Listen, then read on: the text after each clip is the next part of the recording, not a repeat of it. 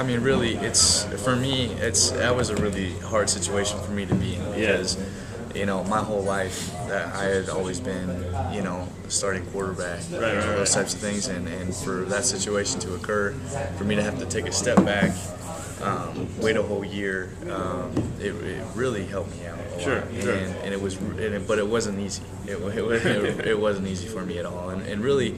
The texting coach, that was going on for the most part of the season. Every game, right. Pretty much every game. Whether he wanted to know what my thoughts were, or just maybe I was just fired up during the game and couldn't help myself, saying something to him, whatever the case may be. But, I since day one when I got here, really I had the choice, when I came here, I had the choice to either look at bigger name schools or to come to Kansas and start in winter conditioning or wait until the summer to try and go to bigger schools. And with Coach Weiss and the way he called me and everything that happened, I wanted to get here the moment I had the opportunity to work with my teammates, to be in that environment, so that I had a full year to be able to be around my teammates and get their respect. Sure. And that was a major factor for me. And so from the moment I stepped on campus, I wanted to work my tail off, have my teammates see me working my tail off and try and be a sponge and soak up everything I possibly can, whether that's the playbook, whether that's the environment of this place, the fan base, the way Coach Weiss works, the way Coach Paulus coaches, and even, my teammates, the way they reacted in certain situations, how they were on the field and off the field, different things that I could see myself stepping back and saying, okay, I can look at the team in a different angle instead of being involved in it and being a part of it as a starter. It gave me a different perspective, and it gave me an opportunity to see what the program needed and what direction it needed to go in. Yeah. How has that sort of materialized to this offseason then? I mean, what I guess if you could, describe the type of leader that you are, because everybody else has described it for us. I think leadership is really something that, like Coach Weiss said, is, what do your teammates think about you? And I think that's the biggest thing it's not, I'm not someone that's going to sit here and say, well, I do this, and this, and I'm over here. And, it's not about that. It's about being genuine about this place. It's being genuine about the program and having love for the program and the game, and letting your teammates know that and holding them to expectations that you have for yourself and for this team. And and that's really what it's all about. And I think this team heading into the off season, we have a lot of talent, and it's really the hard part about it last year was it had really nothing to do with ability or talent, because you saw in games that we were in that the sheer fact that we were in those games, we have the ability to play with anybody, but it's the mental aspect of the game and the team chemistry and having that confidence about you that you can hang with those guys. It's almost like, well, hey, we're in the game, that's awesome, but rather than expecting to be there. And so there's a different mentality and attitude that this team is taking on, and it's one day at a time. It hasn't, the switch hasn't been flipped all the way yet. It's, you have to keep chipping away at those things, and I think we're doing a very good job at that. With all that said, how long has it taken to get to this point where you're ready to put a helmet on and go out there and be the quarterback in spring ball and all that stuff? And I've been so excited about this for a long time now, and this is just an opportunity for me to go out there and play the game that I love and be around guys that I enjoy, and get coached up, and that's what I'm really excited about, is to go out there and improve my game and do everything that I can to be the best player that I can be and be the best quarterback I can for this team. Is it hard to believe it's here? It is kind of surreal. I was thinking about it today, and we were just going, we had 6 a.m. meetings, and I'm thinking, man, this is crazy. Time flies. And, the cool thing about that is usually guys talk about, oh, I wish I did this, and this in the off season, and I don't know if I felt more confident heading into a spring ball for my personal growth and what I've been able to do heading into a spring ball. I'm very excited. Part of the reason maybe because there's a foot of snow on the ground. That's definitely not why. I would rather there, not be snow. But it's the fun part about being in Kansas. I heard how bad the winters were, and last year I thought, oh man, this isn't that bad. So it was a little different this time around. You talk a little bit about some of the tweaks they've made in the offense, specifically the 2 running back sets, and how much that kind of helps you out. Yeah, it's not necessarily as you would think of it as 2 running backs in the backfield. It's just, you're putting your best players on the field, and that's what we're trying to do.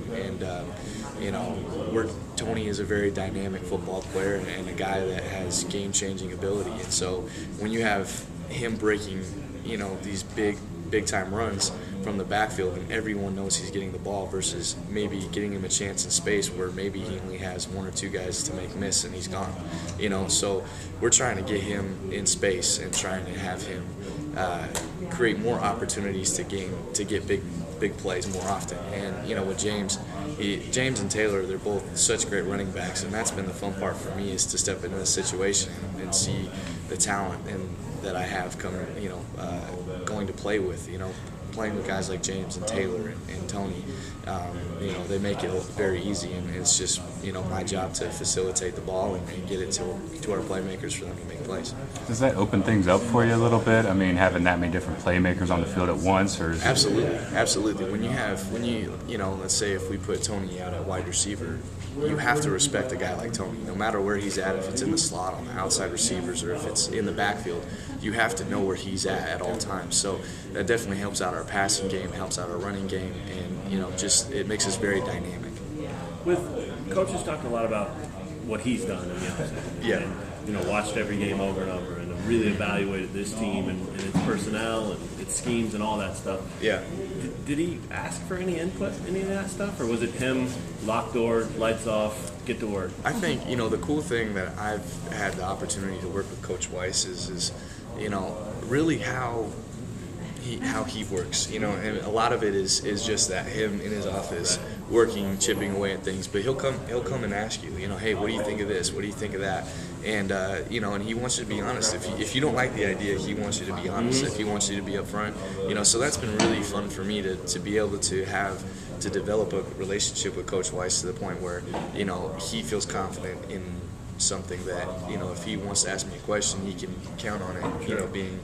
Being truthful and coming from the right place, and that's been really fun for me to get into the off season and just look at our team and gain a perspective of what are our strengths, what are we going to be good at, and really go from there. Did you watch every game? Pretty much, yeah. Pretty much almost every game. It really hasn't been the sense of watching every single play and every single detail of the game.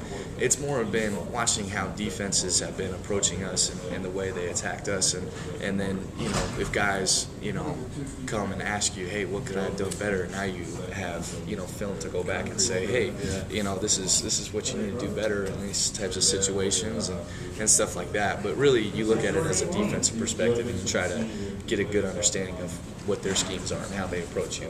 So, think there'll be any kind of learning curve, so to speak, as far as maybe shaking off that rust? I mean, I know you were practicing last year, but yeah, the biggest thing for me is I think it's just getting a lot of reps, and I think that's the exciting part about it is me and Mike are going to get a ton of reps. We're going to get a lot of reps, due to the quarterback situation that it is right now, which is a very positive thing for me because, like you said, I have a very good grasp on the offense, and I feel very confident in my knowledge of the offense, but it's just that next element, going out there and throwing to your receivers, being with the guys out on the field, taking that next evolution, that next step to really progressing. Where are you at with the offensive line? I mean, does it have to be out there before you can truly feel comfortable with that? I think once you get out there, you really get a good sense for it. But if there's any telling as far as what they've done this offseason, I think guys are going to be very surprised with our offensive group. Our offensive unit has really come together, and there were you look at Tanner Hawkinson and Dwayne Zlatnick and Trevor Marangelli. I mean, great players that are hard to replace, but I think this group has really come together really well and has really relied on each other, and they're working out, doing on Saturdays they come in and they're doing drills together, and they're doing everything that they possibly can as a unit, and I think that's very positive because as an offensive line, there's a lot of camaraderie that has to go on the offensive line. There's a lot of togetherness that is in that. It's a special group, and so when you see guys making those steps to do those things, it's really encouraging. So I'm really excited. I think they're going to prove a lot of people wrong and show what they're really capable of.